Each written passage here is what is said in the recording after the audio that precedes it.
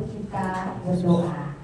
Bapa Surgawi, terima kasih semua karena anugerah, kasih setia, kebaikan-Mu. Kami ada sebagaimana kami ada saat ini. Bukan suatu kebetulan, bukan karena kuat gagah kami. Kami ada di tempat ini merendahkan diri kami di hadirat-Mu. Berfirmanlah Tuhan lewat hamba-Mu ini. Pakailah mulut bibir hamba menyampaikan hanya kebenaran firman-Mu. Hamba mohon tuntunan Roh Kudus, karunia hikmat pengetahuan, kepasihan Tuhan, agar perkataan firman-Mu yang diberitakan dan sembunyikan hamba-Mu di balik kuasa salib-Mu. Kami juga memohon Roh Kudus bicara pribadi lepas pribadi. Kami siapkan hati kami seperti tanah yang subur. Firman-Mu bertumbuh dan berbuah menjadi dampak. Kami bukan pendengar, tetapi kami siap menjadi pelaku firman-Mu. Dan kami sepakat segala kuasa apapun penghalang yang menghalangi pemberitaan firman Allah, keakuhan manusia dipatahkan, benteng-benteng musuh dihancurkan di dalam nama Tuhan Yesus. Biar Kau tutup bungkus kami semua dengan kuasa darah Yesus. Berfirmanlah ya Tuhan, di dalam nama Tuhan Yesus. Sama-sama kita katakan amin. Shalom Bapak Ibu, apa kabarnya? Ada sukacita. Amin. Terima kasih sebelumnya Bapak Marianto, Ibu Gembala, suatu kehormatan bisa melayani kembali menabur firman Allah. Dan saudara, topiknya hari ini kekuatan doa yang tidak tertidur. Dan saya berharap tidak ada yang tidur pada saat ini, ya. Langsung jadi pelaku ya saudara ya. Maka saudara, saya percaya apa-apa yang menjadi kekuatan orang Kristen, kekuatan doa itu, kekuatan gereja ini adalah doa. Tetapi doa itu lebih dalam lagi akan kita gali. Dan saat ini saya beri judul kekuatan doa yang tidak tertidur. Coba ulangi supaya tidak ada yang tidur. Kekuatan doa yang tidak tertidur. Pastikan kiri kanan Anda katakan jangan tidur. Baik, saya percaya kita akan sama-sama membaca firman Allah. Karena saya percaya pendengaran akan firman Allah membuat iman kita bertumbuh. Saya ayat yang pertama dan selanjutnya Bapak Ibu, kita hargai firman Tuhan dari Lukas 22 ayat 39 sampai 46. Yesus di Taman Getsemani. Saya ayat ke-39, Bapak Ibu ayat 40 dan seterusnya. Ayat 39. Lalu Yesus pergi keluar dan menuju Bukit Zaitun seperti biasa. Murid-muridnya juga mengikuti dia. Setelah tiba di tempat itu, ia berkata kepada mereka, berdoalah supaya kamu jangan jatuh ke dalam pencobaan. Kemudian ia menjauhkan diri dari mereka, kira-kira sepelempar batu, lalu ia berlutut dan berdoa. Ya Bapa, jikalau Engkau berkenan, ambillah cawan ini dari hadapanku, tetapi jangan kehendakku, melainkan kehendak-Mu-lah yang terjadi. Maka seorang malaikat dari langit menampakkan diri kepadanya untuk memberi kekuatan kepadanya. Ia sangat susah dan makin bersungguh-sungguh berdoa. Keluhnya menjadi seperti titik-titik darah yang bertetesan ke kanan. Ayat 45. Lalu ia bangkit dari doanya dan kembali kepada murid-muridnya. Tetapi ia mendapati mereka sedang tidur karena duka cita. Katanya kepada mereka, mengapa kamu tidur? Bangunlah dan berdoalah supaya kamu jangan jatuh ke dalam pencobaan. Mengapa kamu tidur? Pastikan jangan ada yang tidur ya. Jadi saudara, bila kita membaca satu perikop, sebaiknya secara biblika kita harus tahu perikop sebelumnya dan selanjutnya. Jadi perikop sebelumnya adalah perjamuan malam terakhir. Saudara, ada yang sudah nonton The Last Supper? Ada yang sudah nonton nggak di sini? Nanti deh kapan-kapan saya ada nonton ya. Jadi ada The Last Supper, saudara. Itu sangat-sangat menggambarkan isi dari kitab Lukas. Saudara, kalau saudara menghayati, saudara bisa nangis. Ya, Saya tahu kalau nangis itu bukan berarti kita dulu lemah atau apa ya saudara. Kadang itu sentuhan Roh Kudus. Ketika saya nonton itu The Last Supper, saya nangis. Ketika itu Yesus tahu, Yesus Tuhan. Jadi perlu Anda pahami, karena kalau saya di TikTok berkhotbah, saya malas banget kalau jawab orang kaum Medan. Katanya Tuhan, kenapa berdoa? Katanya Tuhan, dia berdoa sama siapa? Kita jangan orang Kristen sampai nggak tahu memberi jawabannya ya Bapak Ibu ya. Ingat, ketika Tuhan datang ke dunia ini, dia bukan manusia yang dijadikan Tuhan, tetapi sebaliknya, dia adalah Tuhan yang menjelma jadi manusia. Artinya 100% Tuhan, 100% manusia. Dia bisa merasakan yang kita rasakan. Inilah Tuhan yang luar biasa. Tuhan yang mungkin kita kenal entah Tuhan dari mana aja, dia nggak bisa merasakan yang kita rasakan. Dia hanya menuntut. Tetapi kalau kita mau menuntut, Tuhan bisa katakan, saya pernah jadi manusia. Saya tahu rasanya. Makanya kita menyebutnya imam besar yang turut merasakan yang kita rasakan. Saudara, bagian yang terburuk sudah Tuhan ambil. The Last Supper, dalam kemahatauannya sebagai Tuhan dan bagaimana dia terbatas sebagai manusia. Di The Last Supper, dia memberi suatu peringatan kepada murid-muridnya. Dia tahu ini akan jadi malam yang terakhir bersama murid-muridnya. Hatinya sebenarnya pedih, tetapi dia sedang memberi teladan. Inilah darahku. Itulah yang biasa di minggu pertama kita peringati sebagai malam, sebagai perjamuan kudus. Karena itu teladan dari Kristus. Dia tahu tubuhnya akan dibagi-bagikan, tubuhnya akan diremukkan menjadi peringatan. Tetapi yang setan tidak tahu, kematian Kristus dan luka-luka yang harus ditorehkan ke badannya, justru luka-luka yang akan menghidupkan kita. Dia yang terluka dan kita yang sembuh. Dia yang mati dan kita yang hidup. Itu yang setan tidak tahu. Setan hanya tahu Yesus Tuhan sedang dalam rupa manusia dan dia bisa menyangkal untuk gagalnya misi keselamatan. Saudara, tahukah Anda, ujian yang paling berat di dalam hidup Yesus bukan di Bukit Golgota. Ujian yang paling berat di Taman Getsemani. Kenapa saudara?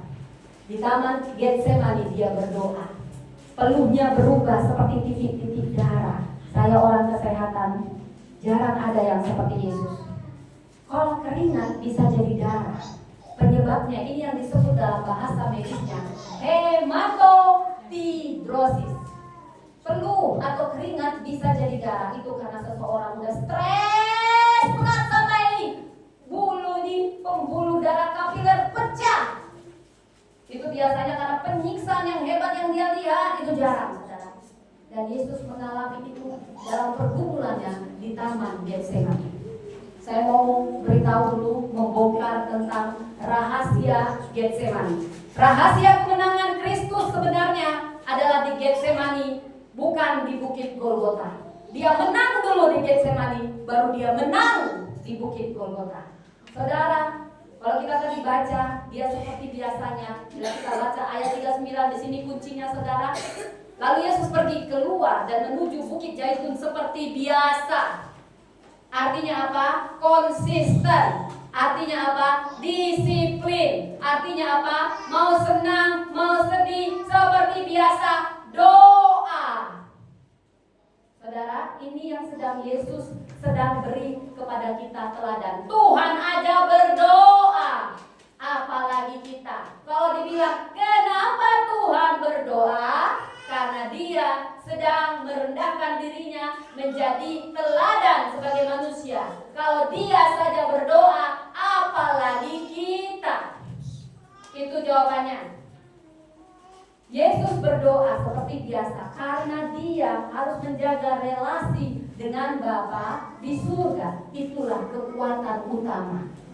Dan itu juga kekuatan utama kita. Saudara, di Taman Getsemani ada perkataan Yesus yang sangat membuat Saya ikut menangis. Dia sangat ketakutan. Mungkin malam itu malam yang dingin. Siapa yang gak pernah ke Yerusalem? Saya berdoa semua di tempat ini. Amin. Amin. Terjadi. Amin. Amin. Kalau ada yang begitu, jangan diam-diam aja kan. Jangan datang-datang. Nanti gak terjadi. Tangkap dengan iman. Amin. Urusan nanti jadi atau enggak, tangkap dulu. Oke? Aminkan. Kalau mau ke Yerusalem mau bilang mustahil. Gak usah. Boleh siapa yang mau ke Yerusalem? Amin. Nah, itu urusan Tuhan.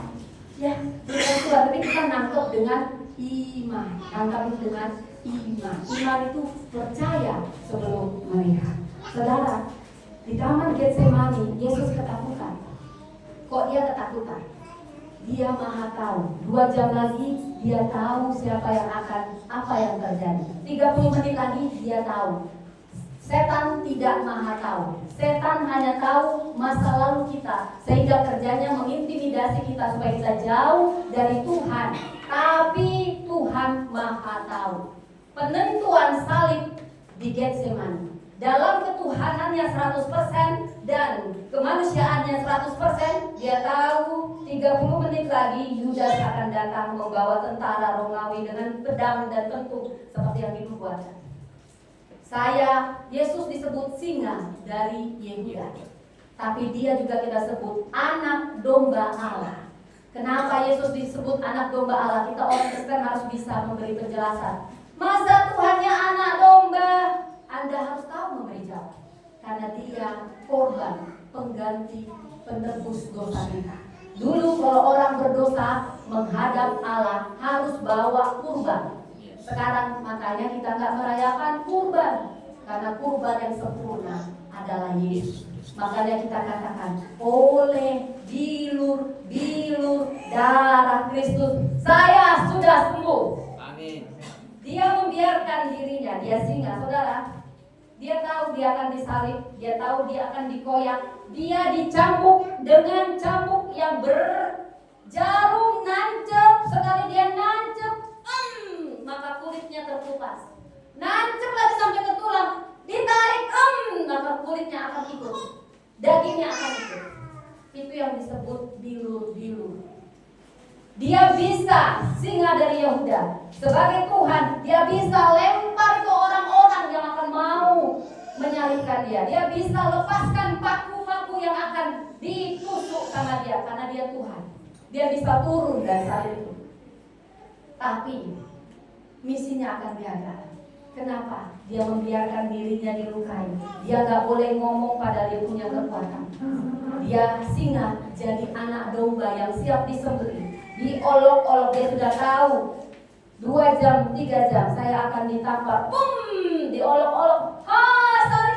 Salibkan dia, katanya anak Allah. Lempar. Ada yang iri banget sama Yesus. Lempar, tinju. Ayo semuanya saling melampiaskan. Dia sudah tahu apa yang akan terjadi 3 jam lagi.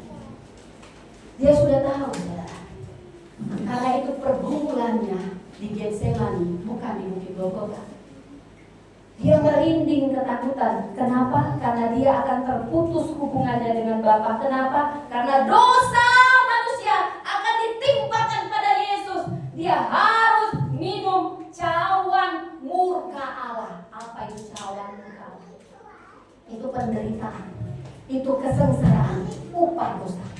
Dia tidak berdosa, tapi dia akan minum cawan murka Allah. Disitulah kemanusiaannya keluar. Karena dia gak boleh pakai kekuatan Tuhan. Dia tidak boleh pakai kekuatan ilahinya. Harus dalam bentuk manusia. Dia harus rasakan sakitnya waktu itu. Dia harus rasakan semuanya. Sehingga dia sudah peluhnya berubah jadi titik darah. Untuk memikirkan itu stres tinggi, saudara. Karena manusianya ada.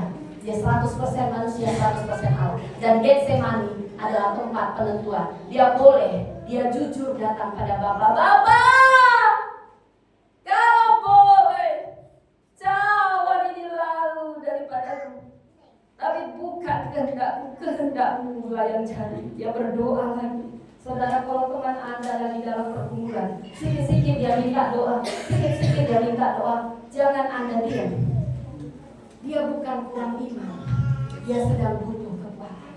Itulah kita orang Kristen. Kalau ada orang yang sedang berdoa, kalau tiba-tiba Anda berdiri begini, teringat satu nama, Jangan Anda diam dan cuek.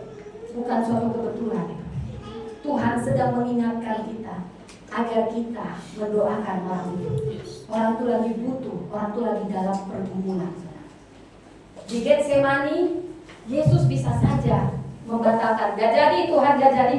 Gak jadi, gak pantas manusia diselamatkan, gak jadi. Saya gak mau badan saya dikoyak-koyak. Saya gak mau.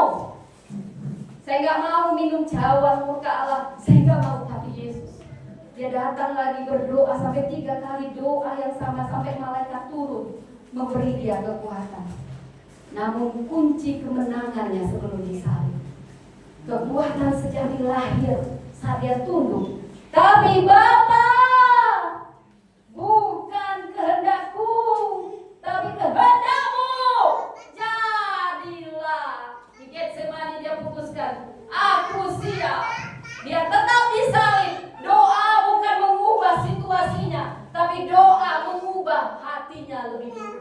Saudara, ada keadaan yang tidak bisa kita ubah. Jangan pikir doa itu hanya untuk mengubah situasi atau mengubah Tuhan. Lebih dulu doa itu mengubah hati kita. Saudara, itu mengubah. Disitulah tempat Yesus membuat keputusan dari pergumulannya yang memberi transformasi kemenangan. Dia akhirnya berserah dan dia siap. Dia siap pada saat detik-detik sebelum dia menyerahkannya lagi.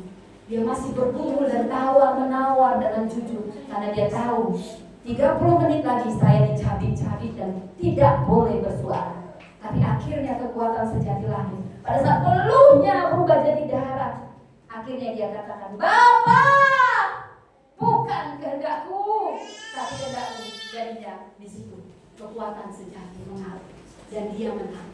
Saudara, saya tidak tahu Anda suka atau tidak suka, kita semua akan menghadapi Getsemani. Getsemani, bahasa Aramnya Getsamani, artinya tempat pemerasan minyak. Di situ minyak zaitun dihasilkan, buahnya diperas. Jadi ini punya makna teologis. Saudara, Getsemani Tuhan Yesus bukan di kayu salib, tapi di Getsemani dia bisa lari, gak apa-apa.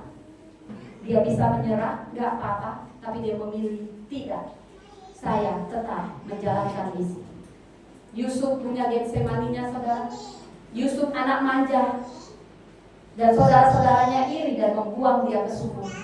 Pada saat itu, sumur itu adalah Getsemaninya. Dia bisa menyerah di sumur itu, tapi dia berserah pada Tuhan. Dia ditipu, dia difitnah oleh istri Potifar, di penjara hanya dimanfaatkan.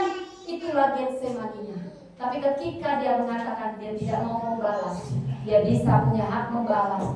Tapi dia katakan, Bapa, kehendak-Mu yang jadi bukan kehendak-Ku. Dia menjadi orang nomor 1 di Mesir. Getsemani Abraham adalah Gunung Moria. Abraham menanti anak dari Sarah istrinya 25 tahun. Dalam keadaan tua mereka dapat anak. Tuhan PHP, sebentar ngasih, sebentar minta. Minta anakmu Ishak. Kalau Ismail gak apa-apa Tuhan. Ishak, aduh apa kata Sarah? Saya anak perjanjian adalah Ishak, bukan Ismail. Oh itu berat mau cerita sama Sarah, dia tutup sendiri. Kehendak-Mu atau kehendak Bapa? Kehendak-Ku atau kehendak Bapa? Tapi dia memutuskan, bukan kehendak-Ku Tuhan, tapi kehendak-Mu yang jadi. Dia bawa anaknya dengan hati pilu. Dia bukan sedang membunuh anaknya, dia sedang membunuh dirinya, membunuh keinginannya, membunuh kerinduannya. Tuhan, sebentar Kau beri, sebentar Kau minta, tapi aku percaya.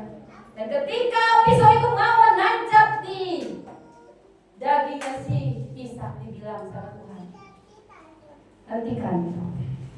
Dia menang di Getsemani. Saya tidak tahu saudara apa Getsemani Anda, perlakuan yang tidak adil bertahun-tahun yang Anda rasakan. Anda bisa membalas, tapi Anda tidak menyerah. Getsemani itu akan menghasilkan kemenangan. Amin. Mungkin Getsemani Anda tidak bisa melepas sesuatu. Mungkin Anda punya Getsemani saya sendiri, saudara. Perlakuan yang tidak adil dan saya tidak mengerti. Saya bisa memilih saya lari atau tidak. Tetapi yang mau saya katakan, hadapi Getsemani. Ada cara menang di Getsemani. Getsemani adalah pergumulan, tekanan besar. Banyak orang jual Yesus karena dia gagal di Getsemaninya. Harta atau Tuhan, ketenaran atau Tuhan, cinta atau Tuhan. Banyak yang sudah sebelum dia jual agamanya, dia sudah kalah di Getsemaninya. Supaya menang bagaimana? Saya mau menang di Getsemani saya. Saya ditawarin, tapi harus pindah.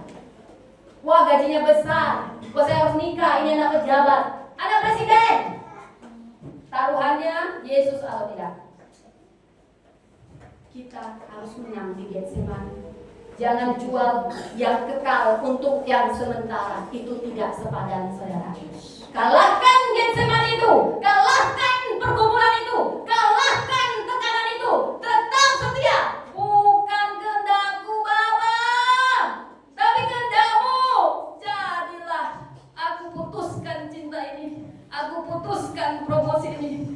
Imanku lebih besar, tidak apa-apa yang terjadi. Yes, yo Getsemani, kau sudah menang sebelum kau buat keputusan. Dan Tuhan tidak pernah membintang orang yang menang di Getsemani. Karena itu perlu jujur nangis sama Tuhan. Kau masih tahan luka, mungkin anakmu diambil, anakmu satu-satunya harus diambil. Kau jujur apa adanya, gak perlu bohong. Yesus jujur, ambil jawab ini Tuhan, ambil. Aku gak sanggup, ambil. Lalu dia berdoa, tapi bukan kehendakmu. Gak apa-apa, mau kau komat kami, mau kau ulang doa yang sama, gak apa-apa. Hadapi, jangan sendirian. Telepon Bapak Gembala, telepon Ibu Gembala, telepon orang-orang yang lebih rohani. Doakan saya. Saya bergumul dengan keputusan ini. Doakan saya. Iman atau harta, iman atau posisi. Berdoa sampai kita luluh. Bapa, bukan kehendakmu lah yang terjadi. Kalau Anda sudah menang dari Getsemani, buktinya apa? Kita tenang. Yesus akhirnya tenang. Setelah peluhnya berubah menjadi darah. Bukan kehendak aku siap. Kau siap. Karena sudah diberi kekuatan ilahi itu mengalir. Saat kita menyerahkan apa yang menjadi kehendak kita, tidak lagi penting, tetapi kehendak Tuhan yang lebih penting. Kita sudah pasrah dalam kehendak Tuhan. Pasrah beda dengan menyerah. Kita ambil bagian terbaik kita. Kita tidak lagi paksa kehendak kita. Tidak Tuhan. Tidak penting perempuan cantik ini. Iman yang lebih penting. Tidak penting cowok yang ganteng ini. Imanku pada Tuhan lebih ganteng. Tuhan akan beri. Amin. Taat walau sakit. Tuhan sakit taat. Itu artinya kita menang. Inilah kalau orang yang menang di Getsemaninya adalah orang yang punya doa yang tidak tertidur. Katakan, pastikan sebelahmu tidak ada yang tidur ya. Ini wajah-wajah yang berjaga-jaga dalam doanya luar biasa. Kalau Anda mau menang, mau tidak mau, doa Anda tidak boleh tidur. Maksudnya apa? Berarti aku nanti gak tidur dong ya? Bukan. Fisik harus tidur, harus cukup tidur. Itu tentang kerohanian. Apa sih doa yang tertidur? Jangan-jangan aku ini selama ini tertidur doanya waktu aku bangun berdoa Tuhan begini. Termasuk tidur atau enggak ya doa saya? Pertama harus paham, doa yang tertidur bukan hanya fisiknya tidur, mungkin itu kemungkinan besar. Pasti fisiknya juga untuk tidur ya, ngantuk-ngantuk kalau jam doa dia cepat kali tidur. Kalau nonton film dia menyala dia film India. Kalau mau doa lagi cepat kali dia tidur gitu ya. Ya itu hanya tanda-tanda di awal, tapi belum tentu semua begitu. Tetapi saudara, Anda juga boleh cek mungkin fit Anda, tapi sebenarnya doa Anda tertidur.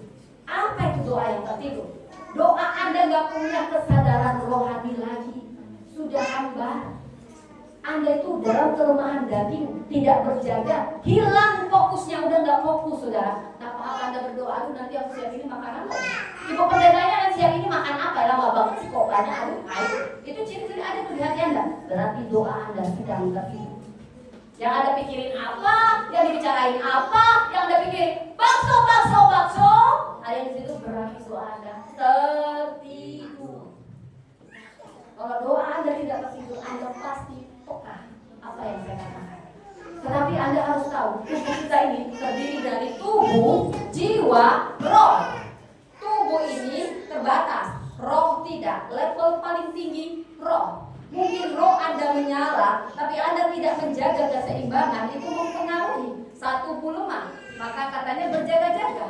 Roh penurun, tapi daging lemah. Jadi jaga keseimbangan. Kalau Anda sedang berduka cita, ini yang buat murid-murid tertidur. Mereka tertidur karena berduka cita. Meninggal cowokmu, si cowokmu fotonya itu saja yang bau padam-padam. Sampai kau lupa lagi mendoakan jiwa-jiwa yang lain. Si itu saya mau berduka saja, boleh berduka. Tapi jangan sampai itu membuat doamu tertidur. Kau gak peka lagi sama orang. Asih dirimu, keluargamu yang hilang, itu doa tertidur. Ada kelalaian, kita kurang berjaga-jaga. Penyebab doa tertidur itu biasanya ada luka, ada kelelahan batin, sehingga kita nggak tahu. Ini waktu genting. Si murid tahu Yesus itu mau disalib, tapi mereka tidur. Tidak sanggupkah kau berjaga-jaga 1 jam saja? Asik tidur. Padahal Tuhan nggak minta 24 jam. Tuhan hanya minta 1 jam saja. Ada makna sakral di 1 jam. Makanya ibadah kurang lebih 1 jam. Karena di situ fokus tertinggi. Jadi biasanya orang yang doanya tertidur, dia nggak punya jam saat teduh ya, relasi dengan Tuhan. Kalau Anda tidak punya relasi dengan Tuhan, Anda ini akan sering menjadi bermasalah. Akar masalah kita, kalau orangnya ini ada sulitnya, itu pasti hubungannya nggak baik sama Tuhan. Hubungan kita nggak baik sama Tuhan, sama sesama pun nggak baik. Itu otomatis karena kekuatan kita dari Tuhan. Jadi supaya kalau doa yang tidak tertidur itu yang bagaimana? Doa yang waspada rohani. Doa yang penuh penyerahan pada kehendak Bapa, bukan hanya kehendak kita. Doa yang menjadi saluran kekuatan ilahi. Doanya itu penuh kesadaran, berjaga-jaga. Mungkin Anda sambil beraktivitas, tapi Anda senantiasa berdoa. Bukan hanya berdoa ya lipat tangan, tutup mata, bukan begitu. Sambil Anda nyetir, Anda berdoa. Ada doa yang khusyuk, Anda fokus, Anda mendengarkan. Tapi ada doa yang Anda sambil bekerja, Anda bisa berdoa. Karena doa itu nafas. Coba sini ada yang bisa nggak usah bernafas tuh. 5 menit aja nggak usah bernafas, mati Anda. Itulah doa. Apa-apa doa. Doa yang lebih dalam. Kita sendirian. Tadi aku udah doa sama pasanganku. Iya. Ada waktunya kita doa bareng sama pasangan, sama keluarga. Tapi ada waktunya kita sendiri sama Tuhan. Karena kita sendiri yang perlu di-charge. Kayak HP. HP itu kalau di-charge kan gak boleh rame-rame. Harus satu-satu. Ya, ada saatnya kita rame-rame. Jadi itu yang tidak tertidur. Dia punya kesadaran. Roh kita ini lemah, saudara. Makanya sedikit-sedikit kita harus berdoa, saudara. Anda tidak tahu, banyak sekali bencana. Mungkin keluar kita lihat bencana di Bangkok ya. Mereka lagi berenang, tiba-tiba Kalau Anda tidak berdoa, bukan mengubah situasi, tetapi lebih mengubah hati kita, sehingga kita siap siaga saat pencobaan datang. Petrus menyangkal Yesus, kenapa? Karena tertidur, dia tidur. Murid-murid kepada kemana semua waktu Yesus disalibkan? Lari. Cuma Yohanes yang menemani. Semuanya pengejut, semuanya sembunyi. Mau yang enak-enak aja. Yesusnya disalib, mereka lari. Petrusnya mana? Petrusnya 3 kali menyangkal. Kenal sama orang ini? Enggak. Kenal sama ini? Enggak. Kenapa dia bisa begitu? Tidur. Jadi pastikan Anda tidak tidur. Kalau orang yang menyangkal itu yang tidur doa. Kalau dia yang tidak berdoa, dia bisa tidak benar dalam berespon. Kita berdoa supaya kita bersikap benar. Tantangan, ujian, pencobaan kita tidak tahu itu bisa terjadi sewaktu-waktu. Kalau Anda tidak berdoa, Anda tidak siap tempur, Anda kalah. Makanya dibilang berdoa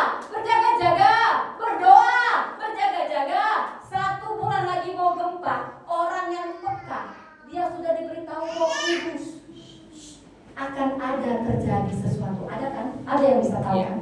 Pernah ada dengar orang begitu? Itu yang sudah punya jam doa yang kuat bahkan.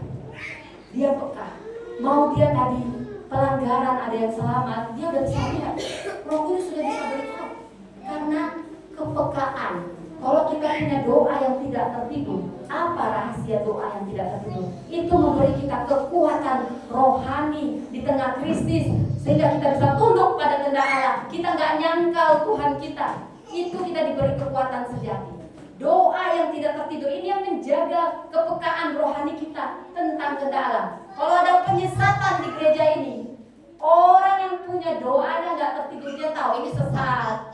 Dia bisa membedakan mana kehendak Allah, mana yang bukan kehendak Allah, mana yang jebakan musuh. Dan manfaat kekuatan yang ketiga, Anda mengalami lawatan, damai, tuntunan Roh Kudus. Jadi caranya gimana supaya doa Anda tidak tertidur? Mau tidak mau, doa Anda harus intim dengan Bapa. Itu relasi terkuat kita. Penuh iman. Doanya bukan rutinitas Bapak Ibu. Rutinitas itu yang bagaimana? Cuma ngomong doang tapi nggak ada kuasa. Doa yang penuh iman itu, dia percaya sebelum melihat. Wanita yang pendarahan 12 tahun, dia bilang, asalku jamah jubah-jubahnya, aku pasti sembuh. Sebenarnya waktu dia berkata itu di alam roh, dia sudah sembuh. Itu yang dia imani, lalu dia bertindak dengan tindakan iman, sembuh. Padahal Yesus gak bilang, siapa tadi yang jamah? Siapa yang jamah aku? Karena imannya menarik kuasa Tuhan. Doa yang tidak tertidur adalah doa yang penuh iman. Iman itu percaya sebelum melihat. Itu bukti Anda, walaupun jawabannya kok lama kali ya. Orang yang punya doa yang tidak tertidur, dia tetap beriman. Suamiku akan kembali, suamiku akan kembali, suamiku akan kembali. Bertahun-tahun tidak kembali, tetapi dia sudah mengingati, suamiku akan kembali. Dan tahun yang kelima, suaminya kembali. Ada yang suamiku akan kembali, pada hari itu juga suaminya kembali. Waktu Tuhan pasti yang terbaik, walau kadang tak mudah dimengerti, lewati cobaan, ku tetap percaya waktu Tuhan pasti yang terbaik. Itu doa yang tidak tertidur. Tuhan, aku tetap percaya suamiku sembuh, anakku kembali, anakku sembuh. Dia percaya waktunya Tuhan. Waktu Tuhan pasti yang terbaik. Mungkin 1 tahun, mungkin 2 tahun. Dan doa yang tidak tertidur harus dituntun oleh Roh Kudus. Siapa sini pernah berdoa cuma nangis saja, atau pernah lihat orang nangis saja tapi nggak bisa ngomong? Yes. Itu doa yang dipimpin Roh Kudus. Gak apa-apa, lu nangis. Mungkin Tuhan, nangis saja. Roh Kudus sedang berdoa bagimu kepada Bapa. Itu doa yang dipimpin Roh Kudus. Berdoalah dengan pimpinan Roh Kudus. Saudara, 1 Petrus 5 ayat 8, sadarlah dan berjaga-jagalah, lawan musuh iblis berjalan keliling sama seperti singa yang mengaum. Efesus 6 ayat 18, berdoa setiap waktu di dalam roh, berjaga-jaga dalam doa. Markus 13 ayat 33, hati-hati dan berjaga-jaga. Saudara, 5 menit ke depan Anda tidak akan tahu. Kita tidak akan tahu keluar dari sini, kita akan tahu. Sebelum Anda keluar, pastikan Anda berdoa. Anda tidak tertidur kalau Anda peka, pasti peka. Anda nyetir, pasti Anda peka, karena Anda sambil berdoa. Makanya selalu berdoa, berjaga-jaga. Berdoa, berjaga-jaga. Karena hidup ini penuh dengan hal-hal yang tidak terduga. Perlu berdoa, jangan sampai masalah dulu datang baru Anda berdoa. Berdoa setiap waktu, bergaul intim dengan Roh Kudus. Sadari pencobaan itu nyata. Kita selalu diincar, bahkan saat kobali Anda diincar, saudara, dengan gangguan-gangguan fokus. Itu incaran setan. Anda harus berdoa. Dengan gadget-gadget Anda sedang diincar. Perlu disiplin, perlu rendah hati. Jadi kita bisa simpulkan, saudara, Doa yang tidak tertidur adalah doa titik nadir penyerahan total kita, perisai kita dari pencobaan, napas iman kita dalam tekanan terdalam, agar doa kita tidak tertidur, disiplin dalam berdoa. Berdoa dengan iman dan ketekunan, minta tuntunan Roh Kudus, dan Anda akan merasakan manfaat dari doa yang tidak tertidur, memberi kekuatan ilahi sejati. Hati kita peka, ada sesuatu yang akan terjadi, Anda sudah siap sebelum bertempur, Anda menang sebelum bertempur, dan ada mujizat. Tahukah Anda seseorang yang menang ujian bukan saat dia ujian, tetapi seorang yang menang ujian saat dia sudah menang dalam persiapan. Karena itu berdoalah dan berjaga-jaga. Getsemani tempat kita belajar. Kemenangan tidak dimulai di salib, tapi dalam pelukan doa yang tidak tertidur. Tuhan memberkati, mari kita berdoa. Bapa Surgawi, terima kasih untuk firman-Mu. Penyerahan kehendak kami di dalam Engkau adalah kekuatan sejati kami. Ajari kami berdoa, berjaga-jaga, berdoa, berjaga-jaga. Kami punya relasi yang erat dengan Engkau. Karena itu kekuatan kami, kekuatan sejati kami hanya lahir dari relasi kami bersama Engkau. Tolong jemaat ini, jemaat yang berdoa, jemaat yang kuat di dalam Tuhan. Apapun badai, kami sudah Kau bentuk di dalam hati kami. Di dalam nama Tuhan Yesus kami berdoa, sama-sama katakan.